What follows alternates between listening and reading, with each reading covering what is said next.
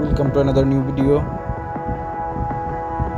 In this video you will see how to fix Roblox error code. Please follow complete the process.